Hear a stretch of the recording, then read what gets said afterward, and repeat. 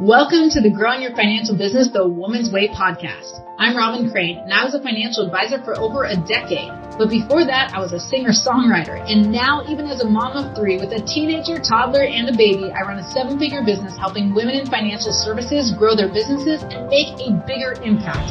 In this podcast, I'll bring you financial advisors, industry influencers, and highly successful entrepreneurs to give you innovative strategies designed for women. So get ready to learn how to get in front of the right people, get more ideal clients, and be able to grow your ideal business so you can live your ideal life. Welcome to Growing Your Financial Business the Woman's Way. I'm here with Denise Hagan, and today we're going to talk about how to clone yourself to build your practice. Most people want to clone themselves. Wouldn't it be so cool if we could just clone ourselves because we are pretty awesome?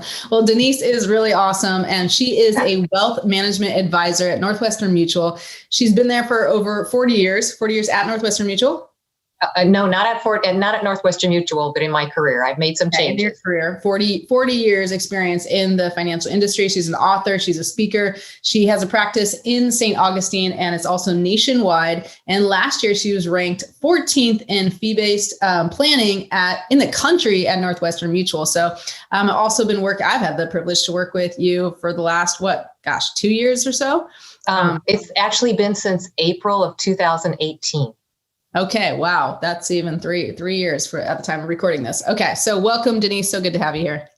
It's great to be here. I'm glad to be able to talk to you and to everybody else in your world. It's very fun. So tell us, because I know one of the hardest things I think is to give up control. Like if you're really good at what you do as a financial advisor, and it takes time to build that business and build your practice, how did you get to a point where you're like, okay, I actually need to bring people on. I got to clone myself and build a team and have people doing what I'm doing. Like, give me the kind of background to that and how that came about, because I know you have amazing women on your team now. Oh yeah, sure. Yeah. Well, I did a lot of things the wrong way. I did, you could call it the stupid way. Part of it was me being a perfectionist, and that cloning machine thing, I used to pray that they would develop a cloning machine so I could do more things and there would be more of me and more of my time to do it. But then I realized the world is not ready for more than one of me. So that is not a good idea. If they're not ready for one of you, they're definitely not ready for another one of me, because there's a lot of Robin in this room here. That's hilarious. Well, and I really, I realized that I really love to mentor women. And I feel like, I learned by making mistakes, but that gets to a point where, how many things do you want to learn the hard way over these 40 years that I've been doing it? And what I'm hoping to do is really, like with my team now, is compress their learning curve so they don't have to go take 40 years to know what I know, and I can just stuff it all in a short period of time, which is actually really exciting, because then I realize that they're going to be so much better than I am by the time they get to the point where I am in their careers. So like some of the things that I did, I really was big on independence. Occasionally I would have people who would do things for me, and other times I would have to share them with other people. And so it wouldn't get done quickly enough, or it wouldn't get done the right way, and I'd have to redo it. And so I just finally figured, I'll do it myself. I can do it faster, better than they can, and it'll be done the way I want it done, right? And so I was doing that and still taking care of my clients, but it was like there got to be an issue of capacity. Because here I was doing the planning, making all the client contacts. And then this is the insane part, when they would make a decision about, yes, they wanted to work with me, if there was insurance involved, I would schedule the paramedical exams. I would write out all of the applications. And 40 years ago, you can imagine it was in paper, not electronic. I would run to their years ago when I started, like it was paper. You don't have to go back 40 years. Well, if they weren't in your office while you were filling it out, you had to go find them. So at their office or their home and have them sign everything.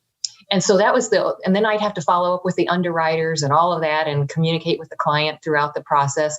And on the investment side, not only was I filling out all of the application paperwork for the regulators, but I was also doing the research for all the investments. I was making the recommendations for the investments. I was monitoring the investments and then reporting back to them. Because of course, you know that you have to report regularly to the clients. You can't just say, oh yeah, I'm going to provide this advisory account and you're going to be paying me an advisory fee and then not tell them what's going on. That's not how it works. So it got to be a point where I was spending so much time and so much of my life's energy. It was like I was working late into the evenings just to get the regulatory paper out.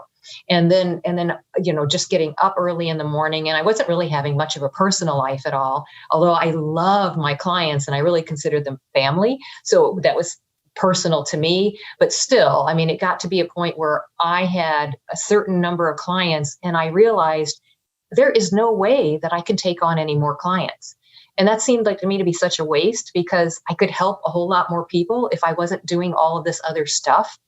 And I know I had been to conferences and the people said, do the things you like to do, have somebody else do the other things. But I never really knew like, how do you do that? I mean, it's like, because I was independent, I was just, I couldn't really count on other people to do things unless I did it all myself. And so I just kept, just plodding along like this Lone Ranger doing everything. And what I realized is delaying the decision to actually get some help was hurting not just me, but it was hurting my husband and it was hurting my clients ultimately. And it was hurting the clients to be who hadn't met me yet because I couldn't help them.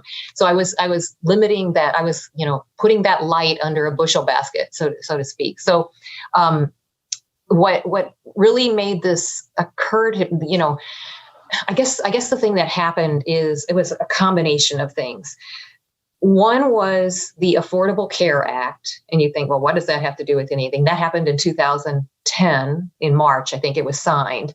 And the other was, as women, when those of us, we have experience, we have credentials.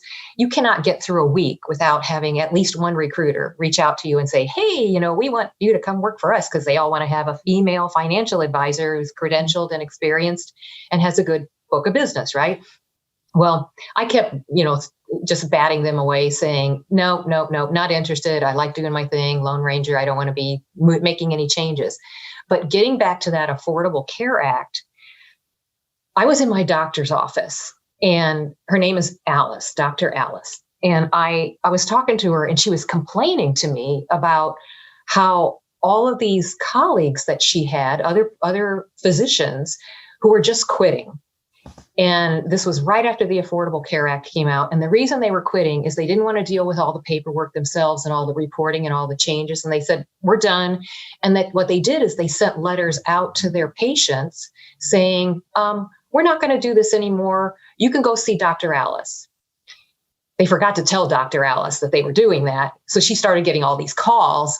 But I thought, oh my gosh, what a horrible thing to do to the people that you care about, to leave them stranded, to leave them searching for, oh my goodness, now who's going to be my doctor?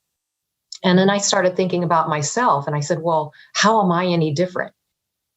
I don't plan to retire, but what happens if something happens to me? It's not my call when I get called, off this plane of existence, or if I get sick or injured and I can't work, can't do this stuff anymore. But what happens to my clients? Because some of them had been with me for a very long time and called me for everything. I mean, everything with their finances. And I know how, we all know how personal finances are. And the last thing I wanted is, if something happened to me that made it not possible for me to help them anymore, for them to be out in the cold, searching for another advisor to deal with their money, just like these patients were searching for another doctor to help their situation. Mm-hmm. So I started entertaining these overtures. It was not a fun process per se to start going through and like, okay, what does this one offer? What does that one offer? What does the other offer? But I started thinking, I really needed to build a team and I really needed to have some kind of succession plan in place. And I wasn't going to get it where I was. But what I did, and I think this was really important to my clients, I actually called every single client. And I told them, I said, look, I've been doing this all along for you. And my intent is to continue doing this because I love this part so much. I don't really feel like it's a job. It's actually my mission in life. And I get a really big kick out of it and being able to help you. But I just wanted to let you know that I am entertaining some other overtures to join other firms.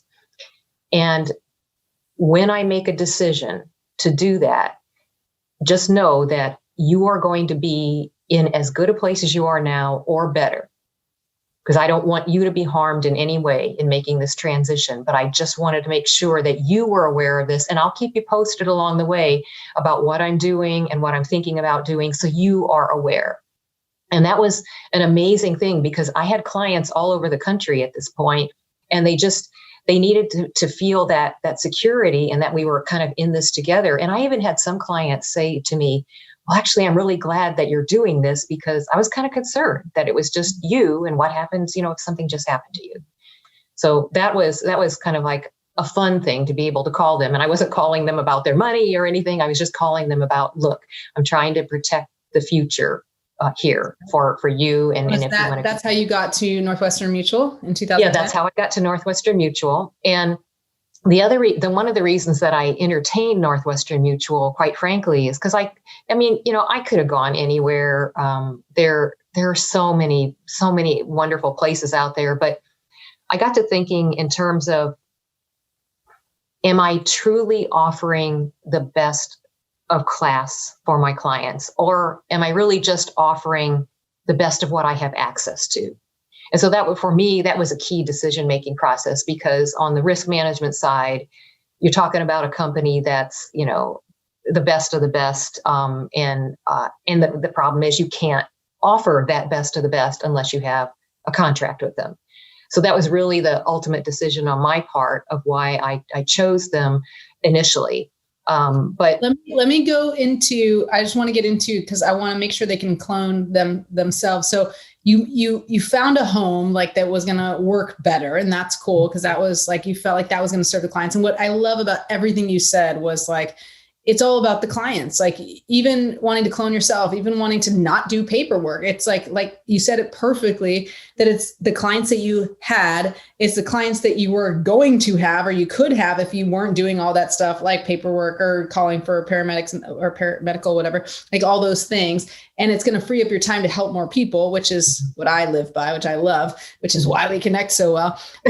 And then you were like, I got to find the best home for them. So now take me to, okay, you have a new home, and this is like your intention now is to build a team so that you can make sure that you're not just the only one they're relying on, and you can actually do more. So how did you find, because you have, I know at least two amazing women who are working for you now, right? Yes. And how did you find them? Because this is a fun story with Anastasia right now. And it sounds, I think one of the biggest takeaways, you didn't say it, but I think it's all very clear with what you said, is that number one, you got to realize like you doing everything is actually not serving your existing clients or your clients to be at the highest level. And you thinking just because you're better at it, because you will be better at it, like you're better at it, even though like no one wants to do paperwork, most likely, but you get it done. You can do it fast. You have experience, like everything you do when you're, when you're skilled at it, like you're better at than the person you're going to hire. Like that's a fact. So many people don't want to give up that control and be like, oh my gosh, it takes me 30 minutes. It's going to take them an hour and a half. Plus I got to train them. Well, ultimately you do that so that you never have to do that, or you have other people doing it, but it's hard to give up that control. So I think that's really amazing, because you saw the intention there wasn't just because I don't want to do paperwork, but it's like, this is going to serve people at a higher level. And then I think what I was going to say is that then having that intention and being open to it probably led you to those decisions, and also to finding someone, because you put the intention out, and we both kind of believe in that, right? Put the intention out there, and then starts to kind of universe or whatever starts to provide. So how did you find, especially, first team member, and then like tell them what's a good thing for them to look for so they can create this as well? Okay, sure. So it's, these things are so serendipitous sometimes. And it's just amazing. Like I have Anastasia, she's on my team, and she's been with me now. What is it? It's 4.5 years now, I think. Mm-hmm. and when I first encountered her, actually, we were casually playing in a round robin of tennis.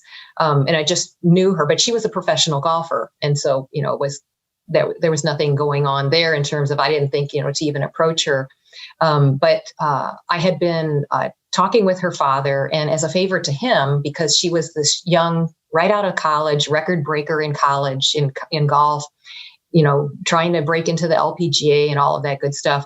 But, it was one of those things where when you're young and you have opportunity, you also don't necessarily have the experience to know what to do. And he wanted me to help her. I said, do you just want me to sit down with her and help her get, a good financial footing, know what she should be doing and that sort of thing. So that's actually how it started out. She came in for that discovery interview of just like me trying to find. Was he your client then already? Was he? I'm trying to think. Or just a friend, or he? I think he was just a friend at that point. Okay. At that point, I'm trying to remember the logistics of it. Carry on. But yeah. Anyway, so and he happened to he was the general manager of the country club at the time, and where she played her golf. Mm-hmm. And so I just was helping her out. So I had this interview with her, and I'm going through the job, and she's saying like, yeah, I'm playing professional golf, but that's really expensive. So I probably have to get some type of position. And I said, well, what are you looking at? She says, oh, I don't know, dog sitter, babysitter, waitress. And she said, it has to be flexible. I said, okay. I said, well, what's your degree in? And she said, well, finance and Spanish. And I'm like, what? and I hadn't even the conversation wasn't even going to the job. It was because I was looking, but I didn't make the connection. Right. And then when she said that, I said, well, you know what? I didn't expect this conversation to go in this direction, but I am hiring. Would you like to look at a job description? She said, oh, sure. So I print it out. I take it over to her. So she's sitting there, and she is visibly on the chair. She is bouncing up and down in her seat. She goes, oh, this is so exciting. She says, yes, I would love to do this. Cause I was just doing part-time. I kind of baby steps part-time and I said to her, look, I know that you have to play golf, and it has to be during daylight so you can see the ball, and you have to practice, and you have to go to tournaments, and I don't want you working on weekends because, you have to be here while I'm here. So can you give me, I don't care how you piece the hours together, but can you give me 2 or 3 days a week, maybe? Mm-hmm. She said, yeah. So that's how it started. Yeah. It was so serendipitous. And then after she went to, and I was not a golfer at the time, and I'm barely a golfer now. I figured I had to learn something just to be respectable around this phenom here that she's so good. But she would go to tournaments and everything. And she went to a qualifying tournament to break into the LPGA, and she missed the cut by 2 strokes. It's heartbreaking. And I told her all along, I said, look, this can be a great career for you. This can be path A while you're on this can be path B while you're on path A with your golf. But if at any point, you get older and you can't compete with golf, or you just don't want to do it, you can always transition to this career. So that's how we worked for a while. And it was amazing because she was just, she was just like a duplicate of me, because she was super smart. She still is, obviously, and very capable. And I was kind of feeding as much of my experience as I could for her so that she would get up to speed. And she was just taken to it like a sponge, and she really loved it. And it was wonderful because she had so much independence of her own that if I just said, figure this out, and gave her a few phone numbers to start with, she would just be ferret out all of the details of that to get things done. So it was a really good working relationship, and it freed me up from having to do a lot of the stuff, which was eye-opening for me because I had never had somebody like that before. Well, long story short, she decided after this tournament where she didn't qualify for the next level up in the pros, but wanted to try again for another year, because the tournament to do that again would be a year from later. And I said, go for it. This is your dream. You've got to do this. And a couple of months into that, she said to me, you know what? I like working with you more than I like playing golf right now. would it be okay if I worked more hours for you? And I'm saying, yes. Yes. So, and now she's an advisor in her own right. She actually turned on her contract early this year and is just doing amazing things. And I like to think that it might be because of some of the things that I was able to force feed her. Certainly she's learned a lot of things on her own, and she's very capable in her own right. And she's going to be way better than I ever was by the time she gets a few years down the road. It's just phenomenal. And so that's how I met her. And the really cool thing I will tell you about the way we've got things set up yet, even though we're an independent practice, that our business, our financial practice is here in St. Augustine, we still have additional resources that, like for instance, I don't have to do my investment analysis anymore if I don't want to. If I want to, I can, but if I would rather spend more time building the client relationship and actually serving them and helping them uncover the things that are holding them back and the concerns that they have and how to solve those problems, I have this fabulous investment team that backs me up and can make all these decisions on an institutional level, because the company is so freaking big in what they do and what they offer. And those resources are available to me. So it's been eye-opening for me from that perspective. And then having somebody like a person working with me regularly. And I have another person working with me, and she does a lot of the administrative stuff, but also she absolutely loves making phone calls and talking to complete strangers. How I met her. You want to hear the story of how I met her? Give me the quick version because we have about 5 more minutes, but I wanted to give. Okay. Well, she was a very underutilized retail clerk, and I don't like shopping, but when I showed up one day to get something, she was just amazingly fabulous. And so I thought, oh my goodness, this is great. And I have to give my husband credit for this, because I wasn't thinking. I kind of have these blinders on when I'm on a mission, and I don't go outside that. So he said, well, did you give her a card? And I'm like, no, can you find her? I don't want to get out of line, because it was the holiday weekend and it was a lot of shoppers.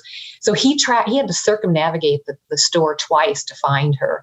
Anyway, now she's part of my team, and it's just give her a card, like as to prospect her as a potential client, or he was thinking like to hire her? Either way, because who knows? Yeah. So it's like, okay, whatever. And like she was like, she said, oh, I knew this was going to happen today. She was like so excited. She was like in tears when she told him this, and she said, I'll call her. And we all hear like, yeah, people say they're going to call. Yeah, right. Well, she actually did. She called like first thing Tuesday morning, because Monday was a holiday, and this particular weekend, and she had already looked at all of my stuff on my website and everything else. And she said, I was so want to be part of your mission. So it's amazing the things that happen. That's awesome. I mean, I think what's so great is that you've created such an incredible work environment. I also think that, well, you didn't maybe see it there. Like you said, you had blinders, but you're very open now. And I know you want to get more people on your team who are the right people. And I think knowing who the right people is really the first step of like, well, who's the type of person? And I always tell my clients, you guys, and I say, it's less about the experience. There's so many people who are hiring these days. I look at experience. They want to see your resume. Like I could care less, my COO of my team, she didn't have a college degree. I didn't care, because she's like the most amazing woman in the world. Like she can do anything. She can figure anything out. And I didn't care what her resume looked like. And I actually had a similar experience where I was shopping once, and I don't like shopping either. This woman, it was like a shoe store, and she was like, had such good customer service, and she was so cool. And I was like, do you want another job? Like, do you want to leave this job? Like kind of on the DL, but she was like, oh, I said, do you like your job? And she's like, I love my job. I'm like, oh my gosh, I need someone like that. No matter what if she loves, selling shoes, she's going to love doing anything. Nothing came of it, but I started to, when I'm in that zone of kind of trying to find people, I'm just looking for the people that would support the mission, people that are self-starters, go-getters, not necessarily that they would, I don't want them to want to in my instance, I don't want them to want to build their own business. For you, like it's a win-win, right? You can get people who want to build their own business just under your umbrella, and then you can train them and help them and use a lot what you learned in FEM and be able to give them the tools they need to get their way faster, like Anastasia.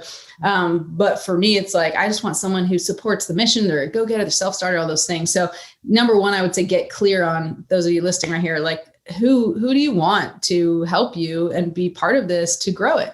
And I'm curious, just one last thing, and then we'll tell them how to find you is, I know you don't like to look, it's funny because you're a financial advisor and so many financial advisors don't necessarily like to look at their production numbers, but do you remember, like, once you started to get Anastasia on your team, like, did you actually grow your business? Was it like you had to pull back, like it went down and then up, or was it just straight up, or was it? I think it was straight up. I mean, it was, I don't know the exact numbers, but it was straight up. And I do remember like one of the higher up regional people that I kind of dotted line kind of report to saying to me,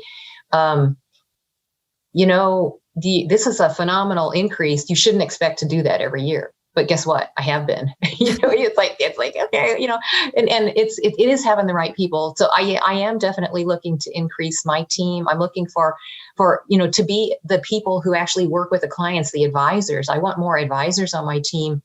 They don't, I don't care if they have a college degree or not. I don't care if they are credentialed. Now, some of the people who would join the team would already be credentialed. Some of them wouldn't. But if if they're smart, and if they really love people, they love helping them. And if they want to learn how to do this and really make this into a career so that they can have, like, this is a really cool thing, because this was not available when I was starting out. The way they've got it set up here is we can actually set up a floor compensation that you get. And then the sky's the limit on top of that. If you just do the job that you're doing, you get paid, which is phenomenal. I mean, for me, it was like, okay, you gotta make up that decision. Are you going to wake up unemployed every day? Which is essentially what being an entrepreneur is. If you work, you eat it. If you don't work, you don't eat. And sometimes even when you work, you don't eat because it doesn't always work out, right? But I think I'm interested in people who truly want to be themselves and do something better for the world, to leave the people that they encounter better for having met them. And, whether or not it results in a client immediately or down the road, at least you've helped somebody.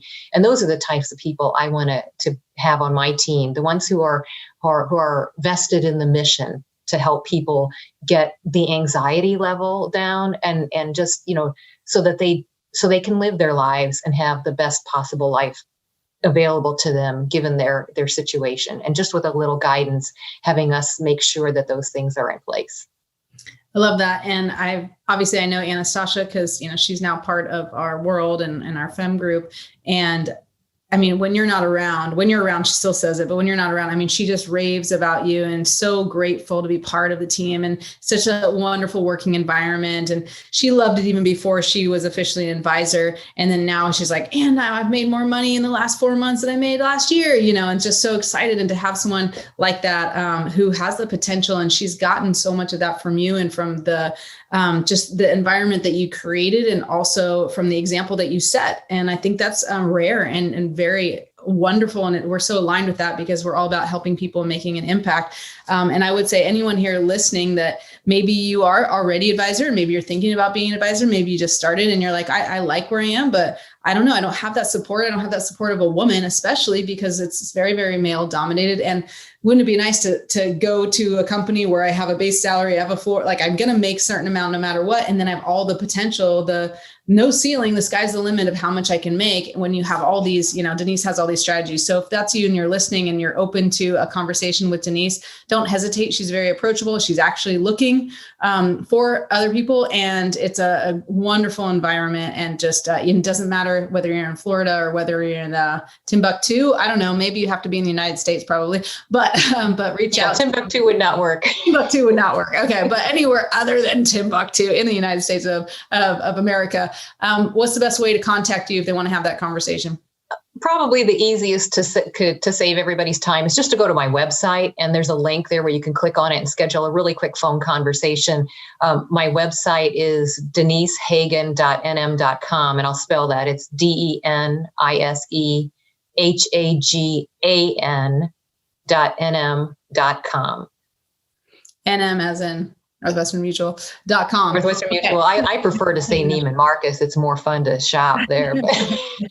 Yeah, awesome. Well, thank you so much for being on the show. It's so great to have you. And those of you who have tried to hold control of your business and think you can't let go and you have to do everything. It's time to let go and say, yes, you are amazing, but start opening your mind to looking for someone so you can clone yourself and you can actually build your business and help more people. That just would help the world. So stop being a control freak. Okay. I'm not talking to myself. Okay. I'm kind of talking to myself, but it took a lot for me too, to build my team. And finally, like, we're at a point where, gosh, I think we have like 12 on our team, something like that. So, but it took a while to get there and let go. Before it was just me, and then it was me and just Ash. And it was like to keep at it. It's a big step, but it's the right step. And I will say one more thing. And I know Denise wants to add something is, one of my, favorite, speakers, mentors, influencers is Gary Vee. And he says, you got to hire people well before you think you should. Like, because people will use the excuse, I don't have the money. And you're always thinking, I don't have the money, or I don't have the time to train them. But it's like a slingshot. Like, yeah, it might cost you a little bit of money, but you're going to make so much more by having more time to do the things you're great at, not just the things you're good at. Go ahead, Denise. You have one more thing? So yeah, I just wanted to say, we all, I think, I know I'm guilty of this, of being a perfectionist and trying to have everything be perfect. And that doesn't mean that you have to compromise your standards, but I would caution people and just say, strive for perfection, but don't be a perfectionist. Awesome. Good way to end. All right. Thank you so much for joining us. Thank you, Denise. And we'll see you all on the next Growing Your Financial Business the Woman's Way. Bye. Are you getting all the quality prospects on your calendar that you'd like? If not, join us in the Appointment Generator Challenge. Go to femalefinancialadvisors.com and register for free. We guarantee you'll get 5 quality appointments in 5 days if you follow this system, and you can do it from online. You don't even have to pick up the phone. Whether you're just starting, whether you've been in the industry 3 to 5 years, or even 30 years, this challenge will be perfect for you. Check it out, femalefinancialadvisors.com, and register for absolutely free. Can't wait to see you there.